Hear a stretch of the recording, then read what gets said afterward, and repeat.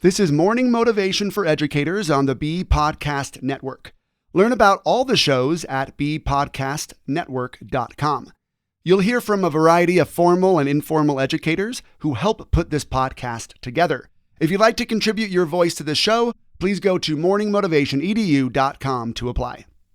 I am Joey Mascio. I was a middle school teacher for 7 years, and now I run Sidekick to Hero, a coaching business that helps teens with confidence, social skills, and goals. What I want to talk about today is what to do when people poop on your purpose. That's my nice way of putting it. This happens to us all the time, happens to everybody. We find purpose or meaning in something that we're doing. It could be some meaningful work we are pursuing, where we are doing a project or something at the school we're working at. It could be our religion, right? Or whatever our worldview is that brings us joy and reason in our lives. It could also be relationships we have with people that we derive great meaning from. And then along comes somebody who doesn't see things the way we do. And then they kind of poop on our purpose. They poke fun at it. They try to tear it down, sometimes viciously, sometimes just jokingly, but they bring up that not everybody sees things the way we do. Not everybody's passionate about the way or about the things that we are passionate about. Not everybody believes in the work that we are doing. So what do we do in those moments? What do we do when we have a purpose that we have found fulfilling, but somebody else has pooped on it? Well, here's the first thing that I want to say. Here's the thing we don't do, and this is where our brain automatically sometimes wants to go. I know when I work with teens, this is where their brain goes, and adult brains are just teens' brains, just a little bit bigger. That's about it. So what our brain wants to do is to immediately attack them back or mock them or see them as inferior to us. And we feel very justified in this. You know, we're like, hey, they're trying to tear me down. They're just jerks, or they're just unhappy, or they're whatever. So forget about them. Now, if that works for you, keep it. But what I find is that when we create a story about them that tears them down so we can feel better, that's an exhausting and an ineffective way to recover the purpose that we had before they came around. Because we're going to have to keep doing that, keep tearing them down. Whoever, like if somebody new comes around, we have to do that. Now we have to tear them down.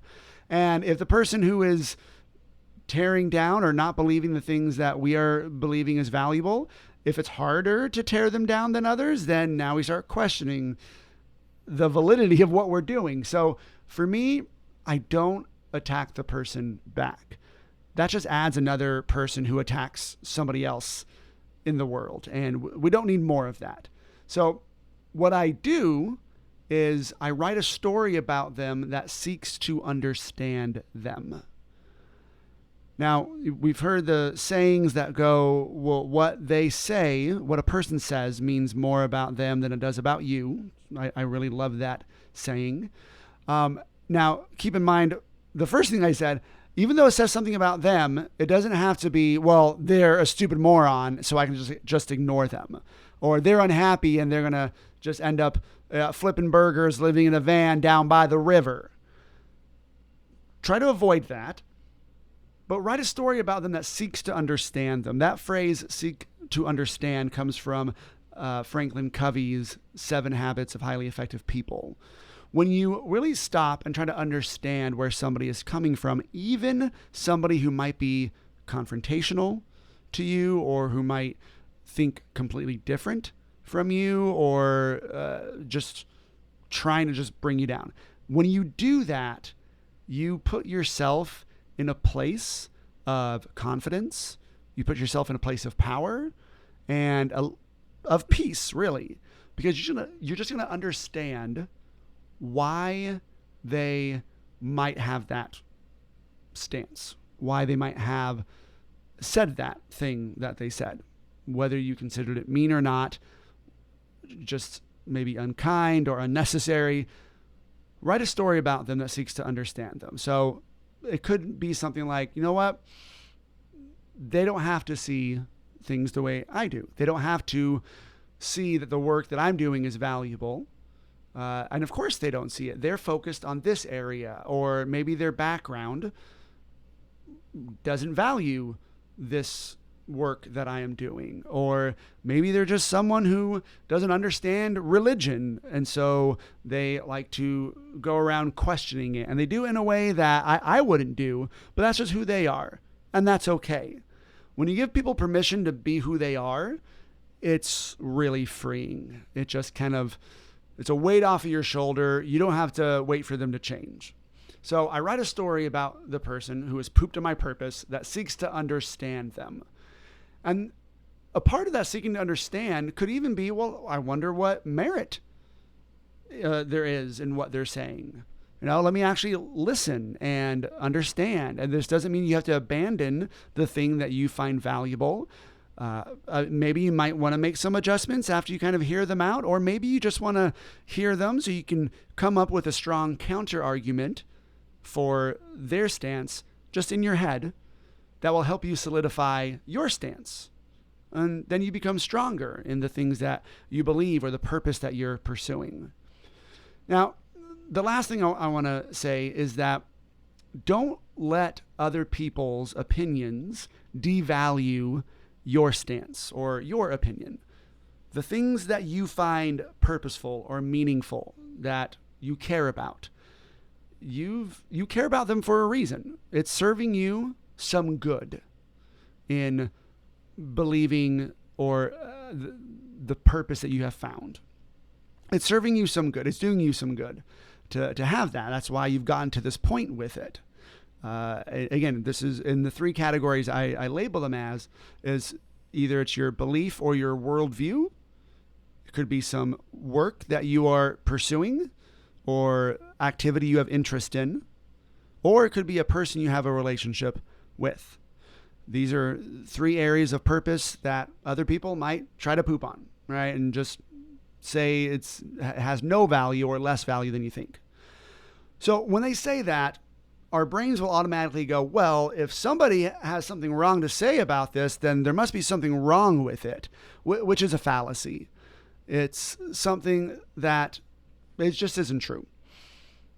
Everything in the world has somebody out there who doesn't see it that way. Every stance, every pursuit, people just won't see it. They just won't get it. And that's all right. So don't let your brain start to loosen your grip on the thing that has brought you joy and fulfillment. So stand up for it in your mind, definitely, and then in action or word if you need to.